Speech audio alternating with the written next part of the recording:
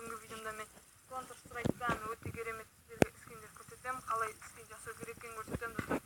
Ошо мінекей Counter Strike'қа кіресіздер, кіргеніңізде өйтіп тұрады. Ең төменде достар қақ ортасында тұр мінекей магазиннің суреті. Басасыздар.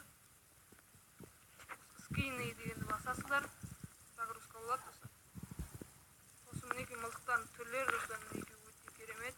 Мысалға автоматты дегенді кіресіздер. Кез келген бір мылтық таңдаңыздар. Мысалы AK-47 мінекей достар, мынандай өте керемет скиндер бар.